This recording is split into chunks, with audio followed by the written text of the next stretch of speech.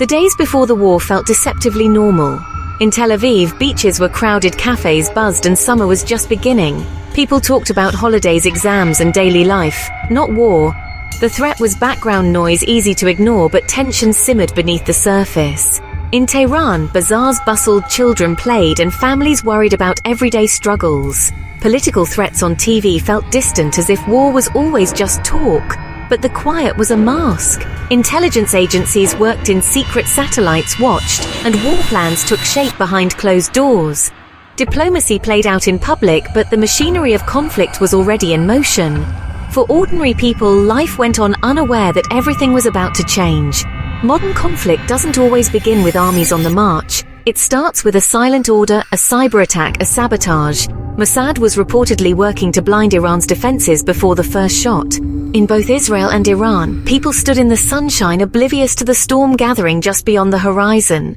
The world was about to shift in an instant.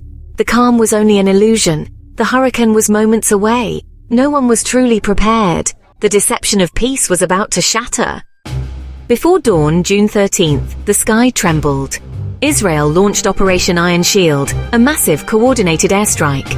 Over 200 jets, led by stealth F-35s, targeted Iran's nuclear sites and military command centers. The attack was bold, precise, and devastating.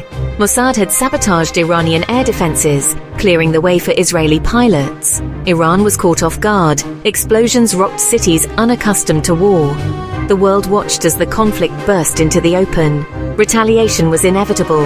As the sun rose, Iran launched over 100 Shahed drones toward Israel. Sirens wailed across Israel, sending people scrambling for shelter. Fighter jets and Iron Dome interceptors lit up the sky, but some drones broke through. Each explosion overhead was both relief and a reminder of vulnerability. The war was no longer in the shadows. It was real, immediate, and terrifying. News reports showed red dots creeping closer to Israeli cities. The day began with fear and uncertainty. The first shots had been fired, but the end was nowhere in sight. The world braced for escalation. For millions, life changed in a single morning. The skies had ignited, and this was only the beginning. Saturday, the Sabbath, brought no peace. Israel was tense, every sound a potential threat. Families huddled in safe rooms, radios and phones their only connection to the outside. Tel Aviv's streets were deserted. Fear was everywhere. The threat wasn't just drones. Missiles loomed, their targets unknown. Parents tried to comfort children, but the fear was palpable. Innocence was lost in the echo of distant booms. In Iran, state TV showed defiant rallies and missile launches, but behind closed doors, anxiety grew. People feared more airstrikes, economic collapse, and the draft. The official story was strength. The private reality was dread. That night, missile barrages targeted central Israel. Sirens wailed, and a missile struck an apartment building in Rishon LeZion. Rescue workers searched rubble for survivors. The war now had a face: grief, shock, and loss. The abstract threat had become heartbreakingly real. Both nations were gripped by fear and uncertainty. The second night was worse than the first. The war was no longer distant. It was in every home, every heart. The nation held its breath, waiting for what would come next. The cost was already unbearable, and the end was nowhere in sight. By day 3, fear became routine. Life was measured between sirens. Sleep came in short bursts. Even simple errands felt dangerous. The psychological toll was immense. Stress, exhaustion, and isolation. Haifa, a symbol of coexistence, was hit by missiles, shaking the city and its spirit. The war was tearing at the fabric of society, making everyone a target. In Iran, propaganda boasted of victories, but ordinary people saw only fear and hardship. Sanctions bit harder, food prices soared, and anxiety spread. Israeli airstrikes targeted Iranian military bases and commanders. The message: nowhere was safe. The conflict became a deadly game of cat and mouse. On both sides, the cost was measured in lives and grief. Each attack fueled new anger and demands for revenge. The walls were closing in, physically and emotionally. No one felt safe. The war was relentless. The cycle of violence deepened. Hope was fading fast. On day 4, Iran claimed to have used the Fatah-1 hypersonic missile. The word hypersonic sparked global fear: an unstoppable weapon, faster than sound, able to evade defenses. Israeli air defense systems braced for the worst. Iranian media showed dramatic launches declaring a shift in the balance of power. For hours, panic spread on social media. But military experts soon cast doubt the missiles were fast but not truly hypersonic or maneuverable. Relief was tempered by reality. The threat was real but not invincible. Israel's Iron Dome and David Sling intercepted over 95% of incoming threats. Still, a few missiles always got through, leaving destruction in their wake. The psychological impact was profound. Information itself became a weapon. Fear spread faster than missiles. The sky above Israel was a battlefield, a deadly dance of interceptors and attackers. No system was perfect. The margin of terror remained. The whispers of new weapons added a fresh layer of dread. The war was evolving, and so was the fear. Technology had changed the battlefield, but not the human cost. The sense of safety was gone. By day 5, the conflict had gone global. The UN Security Council met in emergency session, calling for restraint. Diplomats spoke, but their words felt powerless. Washington, Moscow, and Beijing scrambled to respond. Oil prices soared, shipping lanes were threatened, and the world's stability hung in the balance. President Trump pledged unwavering support for Israel and issued stern warnings to Iran. The possibility of American intervention loomed, raising the stakes.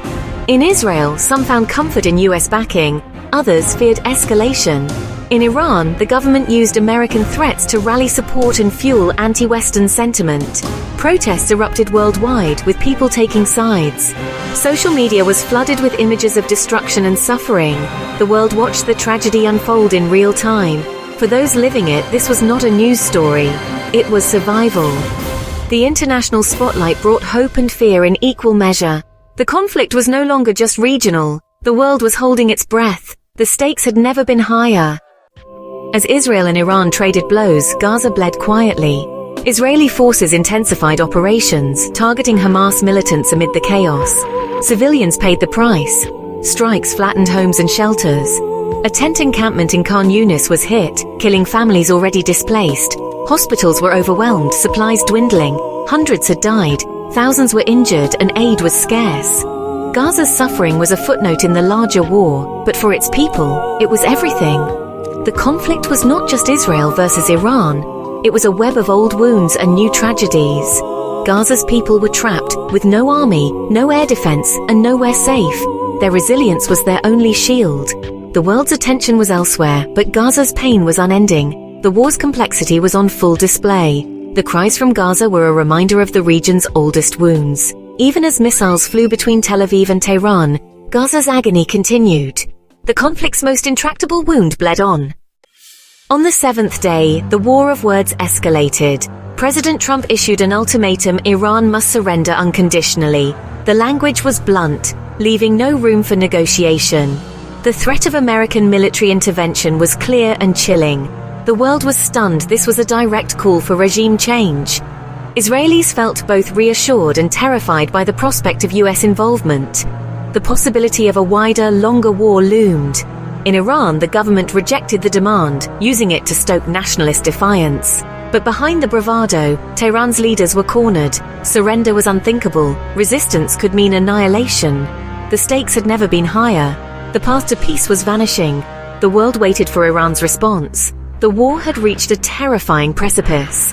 Every decision now carried the weight of catastrophe. The future was more uncertain than ever. The air war faded, but peace never came. Missiles stopped, sirens fell silent, but the scars remained. In Israel, life resumed, but the sense of safety was shattered. Every loud noise brought fear. The sky was a source of dread. Children had nightmares, soldiers returned haunted. The quiet was uneasy, a pause, not peace. In Iran, humiliation and economic pain deepened. The government's bravado masked growing despair. The conflict solved nothing, wounds only deepened. The June 2025 war proved how fragile peace is in the Middle East. Advanced technology made war faster, but the suffering was timeless.